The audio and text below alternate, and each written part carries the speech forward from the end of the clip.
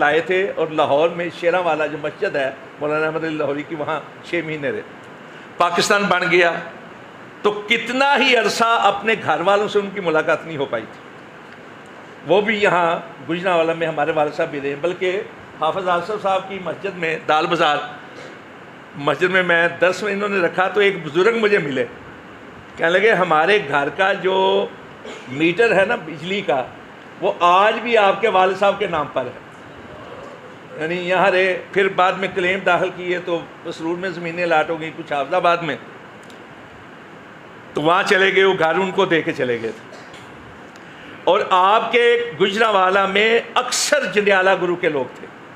یہ ستارہ فیکٹری والے میاں عبدالستار صاحب، میاں یوسف صاحب، یہ ہمارے والد صاحب کی یعنی مقتدیوں میں سے تھے، نمازیوں میں سے۔ یہ بھی جنڈیالہ، یہ اپنا جو تھے یہ عثمان ابراہیم کے والد گرامی حاجی ابراہیم صاحب، یہ بھی اسی علاقے کے رہنے والے تھے، بہت بڑی تعداد۔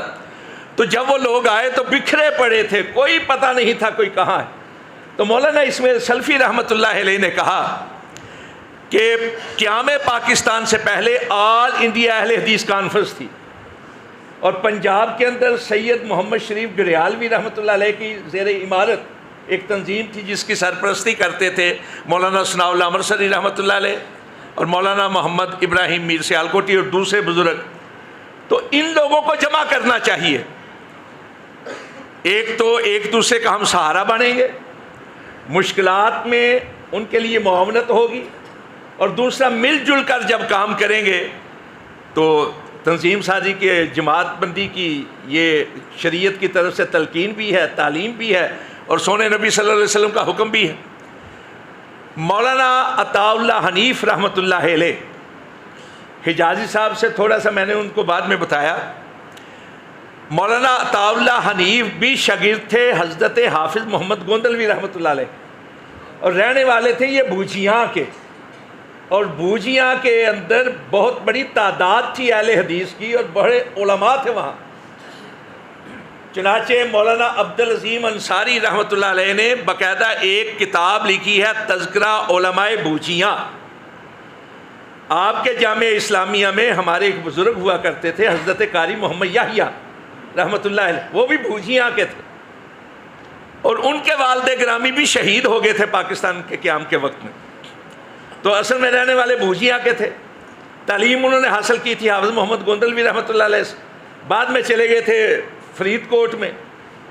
تو وہ اس وقت شیخ الحدیث تھے تقویت الاسلام لاہور میں، ان کے پاس کئی لوگوں کے ایڈریس تھے جو وہاں سے ہجرت کر کے آئے تھے اور یہاں مختلف جگہوں پہ رہتے تھے۔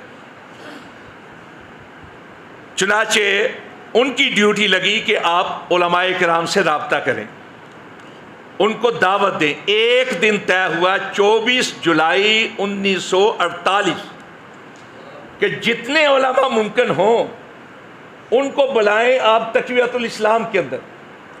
چنانچہ مولانا نے خطوط بھی لکھے اور پا پیادہ دیہات میں جا کر ایک ایک فرد سے ملے کہ آپ تشریف لائیں، ہم چاہتے ہیں کہ پاکستان کے اندر جماعت بندی ہو، جماعت قائم کی جائے۔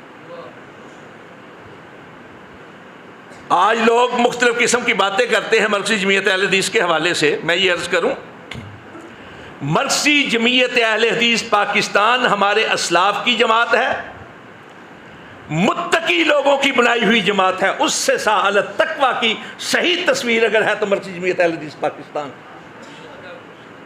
اس سے ساعل التقویٰ، تقوی کی بنیاد پر یہ قائم ہوئی تھی۔ چنانچہ یہ میں کچھ اشارات جو ہیں وہ لکھ کے لایا ہوں، وقت تو نہیں ہے، انہوں نے اعلان بھی کر دیا ہے کہ 6:30 بجے بس، 10 سے مس نہیں ہوگا، بس ہو جائے گی، لیکن میں کچھ جو ہے چیزیں وہ اس لیے عرض کرنا چاہتا ہوں کہ ہمارے جو نوجوان ہیں ان کے ذہنوں میں یہ چیز بیٹھنی چاہیے۔ 24 جولائی 1948 کو پہلا اجلاس ہوا شیش محل روڈ لاہور میں۔ تقویت الاسلام کا ایک ہال ہے، بہت بڑا ہال، جن لوگوں نے دیکھا پہلے سے بنا ہوا ہے، اس میں ہوا، اور صدارت اس اجلاس کی امام العصر مولانا محمد ابراہیم میر سیالکوٹی نے۔ مولانا محمد ابراہیم میر سیالکوٹی اور مولانا ثناء اللہ امرسری کا بڑا گہرا تعلق تھا، جوڑ تھا، اس جوڑی کے بارے میں کہا جاتا تھا ایک جمال ہے ایک جلال ہے، یعنی جمال مولانا ثناء اللہ امرتسری کو کہا جاتا تھا، ان کو جلال کہا جاتا تھا۔ اور یہاں ضمناً ایک بات آ گئی ہے تو سنیں، مولانا ثناء اللہ امرتسری پر ایک بار قاتلانہ حملہ ہوا، تو اس کے بعد پھر امرتسر کے اندر جو عیدگاہ ہے امرتسر کی، وہاں ایک اجتماعی جمعہ کی نماز ہوئی جس میں سارے امرتسر کی مساجد اور ارد گرد کی بھی مساجد جو ہیں انہوں نے سارے، اس کا خطبہ جو ہے وہ امام الحسن مولانا محمد ابراہیم میر سیالکوٹی نے دیا تھا، اور جماعت کروائی تھی حضرت حافظ محمد عبداللہ روکنی رحمۃ اللہ علیہ۔ بہت زیادہ پیار اور محبت تھا، اور یہی جوڑی تھی، یہ بھی تاریخ کا حصہ ہے، جمعیت علماء ہند، اس کی تجویز اور تائید دینے والے یہی دونوں بزرگ تھے، اور یہ باقاعدہ اس میں شامل تھے۔ بعد میں دیوبند علماء نے اس پہ قبضہ، اور پھر اس کے بعد جب جمعیت علماء ہند نے قیام پاکستان کی مخالفت کی تو مولانا ابراہیم میر سیالکوٹی کی تجویز پر اس کے مخالف جو علماء تھے قیام پاکستان کے حق میں، انہوں نے جمعیت علماء اسلام بنائی۔ یہ جو آج جمعیت علماء اسلام ہے نا، جس کے مولانا فضل الرحمان امیر ہیں، یہ در حقیقت اس وقت بنی تھی ان علماء پر مشتمل جو قیام پاکستان کے حامی تھے اور جمعیت علماء ہند کی سیاسی پالیسی کے خلاف تھے۔ پاکستان کے اندر بھی ان کی بہت بڑی تعداد تھی، لیکن جب پاکستان بن گیا تو سارے کے سارے وہ جو جمعیت علماء ہند کے حامی تھے وہ پھر جمعیت علماء اسلام میں چلے گئے، اور پھر اس پر بھی اسی طرح قابل ہو گئے علماء دیوبند جس طرح جمعیت علماء ہند پہ تھے، تو چنانچہ اہل حدیث جو ہیں علماء، لیکن یہ اسی طرح مجلس احرار کے اندر بھی بنانے کے اندر سب سے بڑی جو رائے تھی، تجویز تھی، وہ انہی دونوں بزرگوں کی تھی۔ اور یہاں ایک اور بات، آپ کے یہاں ہوتے تھے ایک جہاں باز صاحب جنہوں نے کاروان احرار لکھی ہے، انہوں نے باقاعدہ لکھا ہے کہ سید عطا اللہ شاہ بخاری رحمۃ اللہ علیہ، جن کو سمجھا جاتا ہے کہ بانی تھے مجلس احرار کے اور تھے اس کے سر پر، وہ کہتے ہیں کہ ایک عام مسجد کے خطیب تھے، ان کو سیاسی دنیا کے اندر لانے والے سید داؤد غزنوی رحمۃ اللہ علیہ، وہ محمد علی کیا ان کا نام تھا، مرزا جہاں باز، کیا نام تھا جی، جہاں باز مرزا لکھتے تھے۔ ان کی دو کتابیں ہیں، ایک تو کاروان احرار چند کئی جلدوں میں ہے، لیکن ایک ان کی ہے حیات امیر شریعت، اس میں واضح طور پر۔ بہرحال یہ جو اجلاس ہوا مولانا ابراہیم میر سیالکوٹی کی صدارت میں، اس میں جن لوگوں نے شرکت کی ان میں حضرت حافظ محمد گوندلوی رحمۃ اللہ علیہ تھے، جن کے بہت زیادہ شاگرد تھے، وہ باقاعدہ اس مجلس میں تاسیسی اجلاس میں۔ مولانا محمد علی قصوری، مولانا عبد القادر قصوری کے بیٹے، اور یہ مولانا عبد القادر قصوری وہ ہے کہ جب پورے انڈیا میں کانگریس کے صدر مولانا ابوالکلام آزاد تھے تو پنجاب کانگریس کے صدر مولانا عبد القادر قصوری رحمۃ اللہ علیہ تھے، اور اس وقت پنجاب یہ پنجاب نہیں تھا بلکہ دہلی کے کناروں سے لے کر پشاور تک کا علاقہ پنجاب ہوتا تھا۔ آج انڈیا کے اندر پنجاب کے 3 صوبے بنے ہیں، 3 صوبے، ایک ہے پنجاب، ایک ہے ہریانہ، ایک ہے ہماچل پردیش، 3 صوبے وہ اور ایک یہ صوبہ۔ اب تو ہم اٹک سے ادھر ہیں نا، اس وقت پشاور بھی جو تھا پنجاب کے اندر شریک تھا۔ مولانا عبد القادر قصوری رحمۃ اللہ علیہ وزیر آباد کے قریب ان کا گاؤں تھا، ان کے 3 بیٹے تھے مشہور، مولانا محمد علی، مولانا شوکت علی اور ایک محمود علی۔ شوکت علی آپ کے گجرانوالہ کے ایک اسکول کے اندر ہیڈ ماسٹر تھے۔ مولانا محمد علی قصوری رحمۃ اللہ علیہ یہ یہاں سے گئے، انگریز کے خلاف مجاہدین میں شامل ہوئے۔ تحریک مجاہدین وہی تھی، شاہ اسماعیل شہید اور سید اسماعیل شہید رحمۃ اللہ علیہ، سید احمد بریلوی اور شاہ اسماعیل شہید والے، اسی میں گئے تھے۔ ان کی ایک کتاب ہے مشاہدات کابل و یاگستان، اور یہ ہے مولانا محمد علی قصوری جنہوں نے کابل کے اندر انجینئرنگ کالج بنایا تھا جو بعد میں کابل یونیورسٹی بنی تھی. ان کے چھوٹے بھائی تھے مولانا شوکت علی. یہ یہاں سے فرار ہوئے. فرار سے مطلب ہے کہ چھپتے چھپاتے کلکتہ پہنچے مولانا ابوالکلام آزاد کے قریب. وہاں جا کر انہوں نے اپنا نام چینج کیا. مولانا ابوالکلام آزاد کا نام تھا محی الدین احمد. ابوالکلام ان کی کنیت تھی. چنانچہ شوکت علی نے اپنا نام محی الدین قصوری رکھا. اور پہلا بر صغیر کا ونگر اخبار دوپہر کا اخبار مولانا ابوالکلام آزاد کی نگرانی میں جاری ہوا کلکتہ سے، اور اس کے ایڈیٹر مولانا محی الدین قصوری تھے. اس وقت جو لارنس روڈ پہ مرکز ہے جس کو حضرت علامہ شہید رحمۃ اللہ علیہ نے اپنا مرکز بنایا تھا، اس کے سامنے ایک جگہ ہے، مسجد ہے اس باغ کے اندر جو کیا کہتے ہیں نکلسن روڈ باغ تھا جس کو آج کل باغ جناح کہا جاتا ہے، اور جہاں ڈاکٹر اسرار خطبہ دیتے رہے ہیں آغاز کے اندر. وہاں ایک چبوترا تھا. اس چبوترے پر درس قرآن کا سلسلہ شروع کیا مولانا محی الدین قصوری رحمۃ اللہ علیہ. پھر اس جگہ پر مسجد بنی تھی وہ. اور جانتے ہیں یہ مولانا محی الدین قصوری کون ہے؟ ایک تو ہے ان کا حوالہ مولانا محمد علی قصوری رحمۃ اللہ علیہ کے چھوٹے بھائی، مولانا عبدالقادر قصوری کے بیٹے، محمود قصوری کے بڑے بھائی، خورشید قصوری کے تایا. اور ایک ان کی پہچان یہ ہے کہ ہمارے پاکستان میں ایک عبوری وزیر اعظم رہے ہیں معین قریشی. یہ بیٹے تھے مولانا محی الدین قصوری رحمۃ اللہ علیہ. اور مولانا محی الدین قصوری سے ہمیں محبت اس لیے بھی ہے کہ تاسیسی اجلاس میں بھی یہ موجود تھے، اور یہ بعد میں ناظم تعلیمات رہے ہیں مرکزی جمعیت اہل حدیث کے. چنانچہ یہ جو اجلاس ہوا 24 جولائی 1948 کو، اس میں جو لوگ شریک تھے حافظ محمد گوندلوی رحمۃ اللہ علیہ، مولانا محمد علی قصوری رحمۃ اللہ علیہ، مولانا ظفر اقبال، مولانا شیخ الحدیث محمد یونس دہلوی، شیخ الحدیث مولانا شرف الدین دہلوی، مولانا عبد المجید سودروی، مولانا اسماعیل غزنوی. مولانا اسماعیل غزنوی جب پاکستان بنا تو ضلع امرتسر کی مسلم لیگ کے صدر ہوتے تھے، اور بعد میں شاہ سعود کے مشیر بنے تھے. یہ سعودیہ چلے گئے تھے. مولانا محمد اسماعیل غزنوی اس میں شریک ہوئے، مولانا اسماعیل سلفی اس میں شریک ہوئے، مولانا محمد حنیف ندوی شریک ہوئے، مولانا معین الدین لکھوی. اس طرح بڑے بڑے بزرگ جو تھے اس وقت کے جتنے بھی اساتین علم تھے، بڑے بڑے شیوخ الحدیث، وہ سارے کے سارے اس میں شریک ہوئے تھے. اور اس کا نام رکھا گیا تھا تنظیم کا مرکزی جمعیت اہل حدیث مغربی پاکستان. اس لیے کہ پاکستان اس وقت دو حصوں پر مشتمل تھا، ایک مغربی پاکستان، ایک مشرقی پاکستان. اس سے پہلے مشرقی پاکستان کے علماء اہل حدیث نے باقاعدہ تنظیم بنا لی ہوئی تھی. اس کا نام تھا کل بنگال و آسام مرکزی جمعیت اہل حدیث، اور اس کے امیر تھے مولانا مولانا عبداللہ الباقی.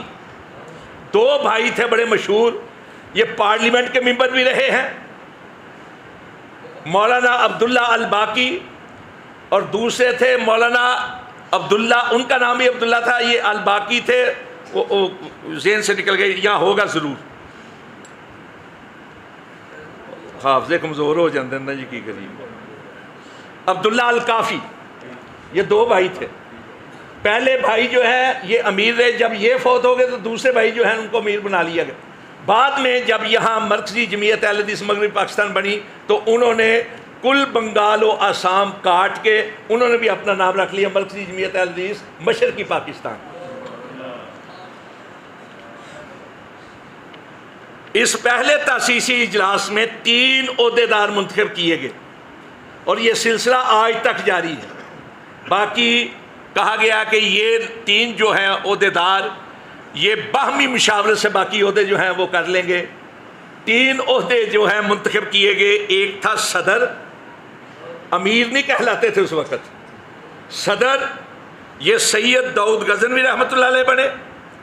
پہلے ناظم اعلیٰ بنے پروفیسر عبد القیوم، اور ناظم مالیات بنے میاں عبدالعزیز مالواڈا کے بیٹے میاں عبدالمجید مالواڈا۔ میاں عبدالعزیز مالواڈا کا بھی بہت بڑا نام ہے۔ میاں عبدالعزیز مالواڈا لاہور کے میئر رہے ہیں، اور ان کے گھر کے اندر جتنے چوٹی کے لیڈر تھے نا، کسی پارٹی سے، جب بھی لاہور آتے تھے، اس علاقے میں آتے تھے تو ان کے گھر میں ٹھہرتے تھے۔ گاندھی آیا وہ بھی وہاں ٹھہرا، نہرو آیا وہ بھی وہاں ٹھہرا، حضرت قائد اعظم آئے وہ بھی وہاں ٹھہرے، میئر رہے ہیں میئر۔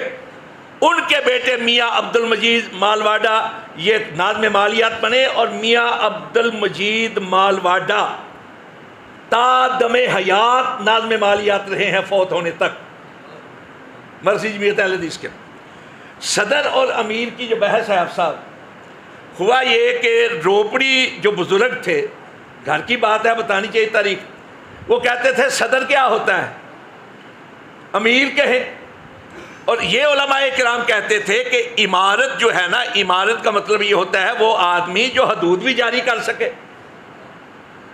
پھر بحث ہوئی تو کہنے لگے چلیں عمارت کبریٰ نہیں تو عمارت صغریٰ سمجھ لیں، جس طرح سفر میں کم از کم 3 آدمی بھی ہو تو آپس میں ایک امیر ہوتا ہے، یا سریہ اور غزوہ کے لیے جاتے تھے لوگ تو ایک امیر، اس طرح کا عمارت صغریٰ۔ تو ان کو راضی کرنے کے لیے کہ وہ تشریف لائیں کسی طرح، انہوں نے پھر صدر چھوڑ کے مرکزی جمعیت اہل حدیث کا امیر لکھنا شروع کر دیا۔ مولانا محمد اسحاق بٹی رحمۃ اللہ علیہ،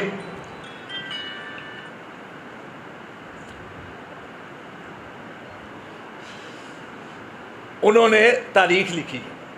دیکھیے ہمارے اکثر لوگ، میں پڑھ رہا تھا، مجھے ایک مشکل پیش آ گئی حافظ صاحب، مجھے یہ نہیں پتہ چل رہا تھا کہ حافظ محمد گوندلوی رحمۃ اللہ علیہ جب امیر بنے ہیں تو کب تک رہے ہیں۔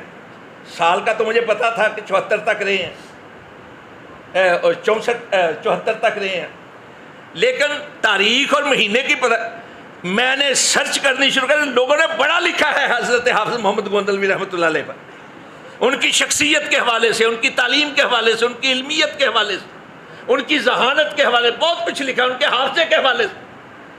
لیکن ہمارے لوگوں کے ذوق کو دیکھیں کہ انہوں نے یہ نہیں لکھا کہ حضرت حافظ محمد گوندلوی کب امیر بنے، کب تک امیر رہے۔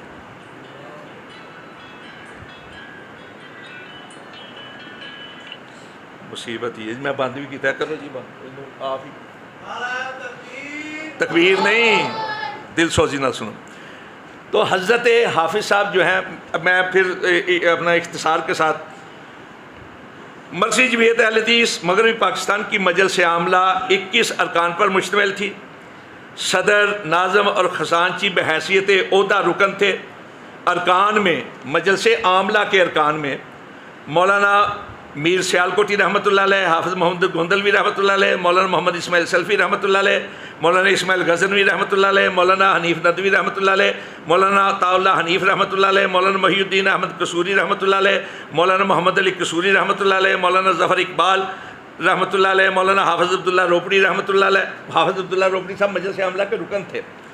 مولانا معین الدین لکھوی رحمۃ اللہ علیہ، حاجی محمد اسحاق حنیف رحمۃ اللہ علیہ۔ لیکن یہ بھی ریکارڈ کا حصہ ہے کہ حضرت حافظ روپڑی صاحب کبھی کسی اجلاس میں شریک نہیں ہوئے، عاملہ کے رکن تھے۔ اچھا، فیصلہ ہوا کہ مرکزی دفتر لاہور میں قائم، میں آگے بتاؤں گا، گجرانوالہ کی بھی اپنا ایک تخصص اور بھی ہے۔ تقویہ کے 2 کمرے خاص کر دیے گئے مرکزی دفتر کے لیے۔ ناظم دفتر کے لیے مولانا عطاء اللہ حنیف نے مولانا اسحاق بٹی کا نام دیا۔ گئے جا کر ان کے گاؤں ٹیسیاں ہیں، منصور پور ڈیسیاں، جرانوالہ سے تھوڑا سا آگے، کہتے ہیں مولانا اسحاق بٹی، انہوں نے مجھے ویسے بھی بتایا، انہوں نے لکھا بھی ہے کہ میں اس وقت کھیتوں میں کام کر رہا تھا تو حضرت مولانا عطاء اللہ حنیف رحمۃ اللہ علیہ میرے استاد بھی تھے، تو اکیلے چلے آ رہے تھے پکڈنڈی پہ چلتے ہوئے۔ میں نے کہا جی آپ کدھر؟ کہنے لگے میں تمہیں لینے کے لیے آیا ہوں۔ تو میں جب گیا، مولانا سید داؤد غزنوی رحمۃ اللہ، تو انہوں نے میرا باقاعدہ انٹرویو کیا، پہلے کبھی کام کیا ہے کہیں؟ کہنے لگے جی ہاں، پرجا منڈل میں کیا تھا۔ پرجا منڈل اس وقت جو ریاستیں تھیں نا انڈیا میں، بر صغیر میں، ان ریاستوں کے اندر لوگوں کے کام کرنے کے لیے، فلاحی کاموں کے لیے یا سیاسی شعور بیدار کرنے کے لیے کمیٹیاں ہوتی تھی، اس کو پرجا منڈل کہتے تھے۔ فرید کوٹ ریاست کے اندر جو پرجا منڈل تھی، اس کا پردھان یعنی صدر پتہ کون تھا؟ گیانی زیل سنگھ، جو بعد میں انڈیا کا صدر بنا، گیانی زیل سنگھ. اور اس کا سیکرٹری کون تھا؟ سیکرٹری کو سیکرٹری کہتے تھے. سیکرٹری کون تھا؟ مولانا اسحاق بھٹی رحمۃ اللہ علیہ. چنانچہ جب صدر بنا ہے نا گیانی زیل سنگھ، تو اس نے بڑی کوشش کی کہ مولانا آئے میرے پاس، میرے دوست ہیں. تو مولانا کہہ رہے میں کس طرح جاؤں؟ تو اس نے وہاں سے لٹھے کے 2 تھان بھیجے تھے مولانا اسحاق بھٹی کو کہ میرا پرانا دوست ہے. اور تو مولانا نے کہا جی میں نے جب انہوں نے یہ سنا تو انہوں نے کہا ٹھیک ہے. اس کے بعد یہ ہوا کہ دفتر جو ہے وہاں قائم کر دیا گیا. مولانا بھٹی کہتے ہیں کہ مجھے پروفیسر عبدالقیوم صاحب جو ناظم اعلیٰ تھے، انہوں نے چند رجسٹر دیے. ایک رجسٹر ارکان عاملہ پر مشتمل تھا، ایک رجسٹر تھا جس میں جنرل کونسل یا مجلس شورا کے ارکان کا تذکرہ تھا، ایک سٹاک کا رجسٹر مجھے دیا کہ جو چیزیں تھیں دفتر کے اندر اس کا ذکر کیا ہوا تھا، اور ایک روزنامچہ تھا جس میں آمدن اور خرچ لکھے جاتے تھے. یہ 4 رجسٹر مجھ کو دیے. اس کے بعد پروفیسر عبدالقیوم صاحب جو 8 ستمبر 1989 کو فوت ہوئے ہیں، انہوں نے چند مہینے کے بعد استعفیٰ دے دیا. لیکن یہ استعفیٰ کسی اختلاف کی وجہ سے نہیں تھا، وہ اس وجہ سے تھا کہ وہ ایک کالج میں پروفیسر تھے. اور یہ جو ہمارے پنجاب یونیورسٹی نے دائرہ معارف اسلامیہ بنایا نا، انسائکلوپیڈیا، اسلامک انسائکلوپیڈیا جو 30 جلدوں میں، اس میں ان کے اکثر مقالات جو ہیں وہ لکھے ہوئے ہیں. حکومت پنجاب نے ایک سرکلر جاری کیا تھا کہ کوئی سرکاری ملازم کسی جماعت کا عہدیدار نہیں بن سکتا. سرکلر جاری ہوا تو انہوں نے سرکلر کے بعد مولانا کے ساتھ مشورہ کیا اور کہنے لگے جی یہ مجبوری ہے، اس وجہ سے میں استعفیٰ دے دوں، میں ویسے کام کرتا رہوں گا. چنانچہ آخر دم تک وہ مرکزی جمعیت اہل حدیث کے ساتھ وابستہ رہے. تو پھر اس کے بعد مولانا اسماعیل سلفی رحمۃ اللہ علیہ جو ہیں، جو محرک تھے مرکزی جمعیت اہل حدیث مغربی پاکستان بنانے کے، ان کو اس کا ناظم اعلیٰ بنا لیا گیا. لیکن مزے کی بات یہ ہے کہ کوئی پرچہ نہیں تھا کہ جس کی وجہ سے پرچہ 13 مہینے کے بعد چھپا، اور پرچہ بھی گجرانوالے کی جماعت کا پرچہ تھا، الاعتصام. اور پھر اس کے بعد جب مولانا اسماعیل سلفی رحمۃ اللہ علیہ کو بنایا گیا تو یہ بھی ریکارڈ ہے کہ جماعت بنانے کے بعد پہلی کانفرنس جو ہے نا آل پاکستان، وہ کی گئی لاہور کے اندر، تقویہ کے اندر. یہ ہوئی 27، 28، 29 مئی 1949 کو. لیکن مزے کی بات یہ ہے کہ کانفرنس تو ہو گئی، لیکن ناظم اعلیٰ پاکستان میں ہونے کے باوجود اس میں شریک نہیں ہو سکا. کون تھا ناظم اعلیٰ؟ مولانا محمد اسماعیل سلفی رحمۃ اللہ علیہ. اور یہ بنے تھے 1 مہینہ پہلے، اور اس لیے شریک نہیں ہو سکے کہ ان پر حکومت پاکستان نے پابندی لگائی ہوئی تھی کہ جو میونسپل حدود ہیں گجرانوالہ کی، ان سے باہر نہیں جا سکتے سیاسی طور پر. اس کے بعد پھر مولانا جو ہے حج کے لیے چلے گئے. حج کے بعد دسمبر میں آئے تو پھر انہوں نے اس کا جو ہے نا کیا کہتے ہیں ذمہ داریاں وہ ادا کرنی شروع کر دیں. اور جب ذمہ داریاں ادا ہونے لگیں تو پھر یہ سوال پیدا ہوا کہ جماعت تو چلاتا ہے ناظم اعلیٰ، ناظم اعلیٰ رہتا ہے رہائش ہے اس کی گجرانوالہ میں، تو دفتر ہے مرکزی جو ہے لاہور میں، تو کہیں تنظیم کے کام میں خلل واقع نہ ہو. چنانچہ دفتر مرکزی دفتر جو ہے وہ بھی لاہور میں منتقل ہو، لاہور سے گجرانوالہ میں منتقل ہو. یعنی مرکزی جمعیت اہل حدیث مغربی پاکستان کا مرکزی دفتر بھی گجرانوالہ میں رہا ہے. اور اس وقت ان کے پاس ہمارا نہیں تھی، جو ہفت روزہ الاعتصام کی کمرہ تھا اسی کے اندر آ گیا. اور مزے کی بات یہ ہے کہ مولانا اسحاق بھٹی کہتے ہیں کہ جب مجھے حکم ہوا نا کہ سامان، تو میں نے کیا کیا، بوری کے اندر سارا سامان جمع کیا. باہر میں کھڑا ہو گیا شیرمال روڈ کے باہر، تو بس آئی، وہ چلتی تھی ڈسٹرکٹ ٹرانسپورٹ کی، اس کے اوپر میں نے بوری رکھی، بس کے اوپر خود اندر بیٹھا، پھر کندھے پہ اٹھا کر میں جب گیا تو اس وقت الاعتصام کے دفتر کے اندر مولانا اسماعیل سلفی موجود تھے، مولانا محمد حنیف ندوی موجود تھے، اور گجرانوالہ کے اور کچھ لوگ تھے. تو اس وقت میں، یہ بھی اعزاز ہے گجرانوالے کا. الاعتصام جاری ہوا ہے جماعت کے بننے کے بعد 19 اگست 1949 کو جاری ہوا، اور یہ اس وقت انجمن اہل حدیث گجرانوالہ ہوتی تھی، وہ مالک تھی اس کی جو بنایا۔ کانفرنس کے بعد 1 جون 1949 کو مرکزی جمعیت کی مجلس عاملہ کا اجلاس ہوا۔ اس اجلاس میں پروفیسر عبدالقیوم صاحب کی جگہ مولانا محمد اسماعیل سلفی کو ناظم اعلیٰ منتخب کر لیا گیا۔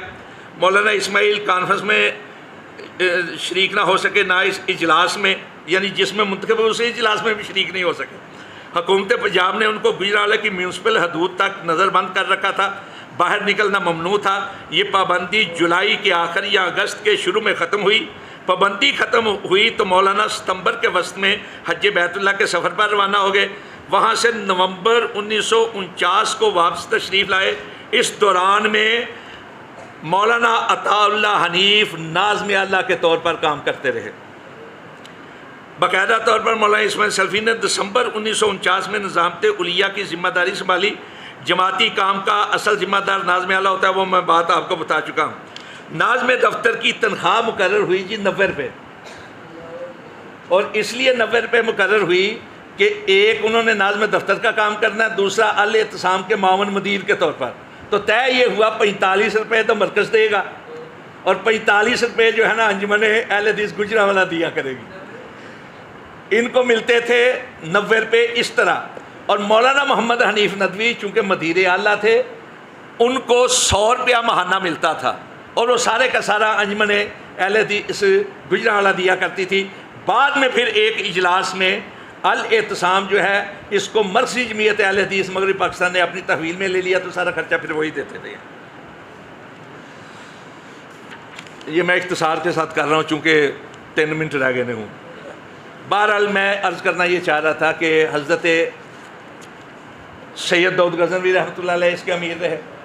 سید داؤد غزنوی کے بعد جب وہ فوت ہوئے تو مولانا اسماعیل سلفی کو اس کا امیر بنا لیا گیا، اور مولانا اسماعیل سلفی کی جگہ پر سید ابوبکر غزنوی رحمۃ اللہ علیہ کو اس کا ناظم اعلیٰ بنا لیا گیا۔ سید ابوبکر غزنوی رحمۃ اللہ علیہ کا ایک اپنا انداز تھا، یعنی جماعت کے بزرگوں کے ساتھ وہ نہیں چل پاتے تھے، وقت نہیں دے پاتے، چنانچہ کوئی اور بھی وجوہ تھیں کہ چورا والوں کی انہوں نے جا کے بیعت کر لی تھی، کچھ اور معاملات، تو مولانا اسماعیل سلفی رحمۃ اللہ علیہ نے مشاورت کے بعد ان کو معزول کر دیا۔ تو جب ان کو معزول کیا تو ان کی جگہ پر پھر مولانا عطا اللہ حنیف جو ہیں وہ تھوڑا عرصہ رہے، لیکن مولانا عطا اللہ حنیف کے بعد مولانا اسحاق رحمانی قائم مقام کے طور پر کام کرتے رہے۔ پھر میاں فضل حق رحمۃ اللہ علیہ جو آپ کے ضلع گجرانوالہ کے بھی صدر رہے ہیں مرکزی جمعیت اہل حدیث کے، اس وقت حافظ آباد ضلع گجرانوالہ میں ہوتا تھا۔ مولانا اسماعیل سلفی رحمۃ اللہ علیہ، حاجی اسحاق حنیف، مولانا حنیف ندوی، ایسے بزرگوں نے ان کو تیار کیا۔ چنانچہ ان کے انتخاب کے لیے جو اجلاس ہوا وہ ہوا منٹ گمری میں، ساہیوال میں، وہاں ان کو بنایا گیا۔ وہ 29 سال 2.5 مہینے ناظم اعلیٰ رہے ہیں مرکزی جمعیت اہل حدیث پاکستان۔ امیر کے طور پر مولانا اسماعیل سلفی رحمۃ اللہ علیہ، مولانا اسماعیل سلفی رحمۃ اللہ علیہ کی وفات کے بعد حضرت حافظ محمد گوندلوی رحمۃ اللہ علیہ اس کے امیر رہے۔ پھر حضرت حافظ محمد گوندلوی کے بعد مولانا معین الدین لکھوی رحمۃ اللہ علیہ اس کے امیر رہے۔ مولانا لکھوی کے دور کے اندر وہ 74 سے لے کر 92 تک امیر رہے ہیں مرکزی جمعیت اہل حدیث۔ اسی دوران میں ایک اور گروپ جو ہے وہ سامنے آیا، وہ تھا جمعیت اہل حدیث پاکستان کا، اس لیے کہ علماء کرام کی اکثر کثرت جو تھی وہ یہ سمجھتی تھی کہ شاید وہ کام جس طرح ہونا چاہیے نہیں ہوتا، چنانچہ اس نظم کے شیخ الحدیث مولانا محمد عبداللہ رحمۃ اللہ علیہ وہ امیر تھے، اور اس کے پہلے ناظم اعلیٰ جو بنے وہ مولانا محمد حسین شیخ پوری رحمۃ اللہ علیہ تھے۔ مولانا محمد حسین شیخ پوری نے کسی وجہ سے معذوری کا اظہار کیا تو پھر حضرت علامہ شہید رحمۃ اللہ علیہ جو ہیں ان کو بنایا گیا۔ اس دوران میں سلسلہ چلا سلو کا، باقاعدہ اس پہ دستخط بھی ہوئے، معاہدہ نامے بھی لکھے گئے، لیکن اللہ کو نہیں منظور تھا۔ حضرت علامہ شہید ہو گئے، بہت بڑا سانحہ تھا۔ اس کے بعد جماعت کے اوپر بہت زیادہ مشکلات آئیں، تو پھر کچھ لوگ درمیان میں پڑے، انہوں نے صلح کروائی۔ صلح کروانے کے بعد 1992 میں جناب امیر محترم پروفیسر ساجد میر ان کو امیر بنایا گیا، اور میاں فضل حق رحمۃ اللہ علیہ ان کو ناظم اعلیٰ بنایا گیا۔ میاں فضل حق رحمۃ اللہ علیہ اپنے وفات تک پھر ناظم اعلیٰ رہے ہیں، اور امیر محترم اس وقت سے میاں فضل حق کی وفات کے بعد، ہاں جی اور درمیان کی گل وہ ایک سلسلہ سی جماعت چلان کا، یعنی وہ جو متحدہ جدھر اشارہ کیے نا حافظ عمران صاحب نے، وہ باقاعدہ جماعت نہیں تھی متحدہ اہل حدیث، وہ اصل میں دونوں جماعتوں کی جب صلح ہوئی تو یہ طے ہوا کہ کس طرح شورا جو ہے وہ متفقہ بنائی جائے۔ چنانچہ باقاعدہ اس اجلاس میں جو کیا کہتے ہیں وہ لاہور میں ہوا ایک شادی حال میں، اس میں باقاعدہ طے ہوا تھا کہ اتنے وقت تک یہ رہے گی، اور اس دوران میں مرکزی شورا جو ہے مجلس شورا اس کو بنایا جائے گا۔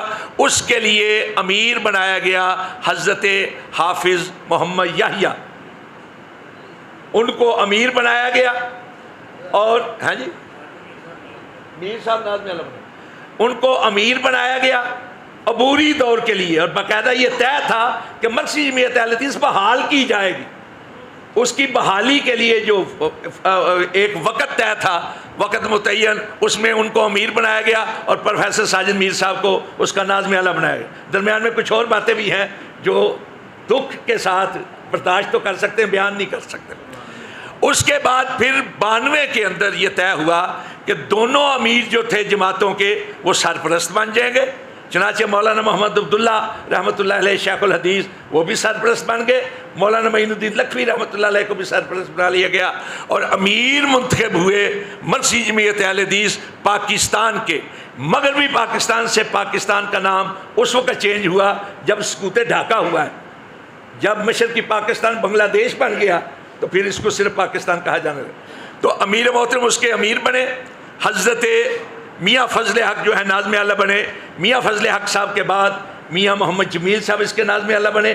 میاں جمیل صاحب کے بعد مولانا عبدالعزیز حنیف رحمۃ اللہ علیہ وہ اس کے ناظم اعلیٰ بنے، اور اس کے بعد عبوری طور پر مولانا عبدالعلیم یزدانی بھی کچھ عرصہ رہے ہیں اس کے قائم کام ناظم اعلیٰ کے طور پر۔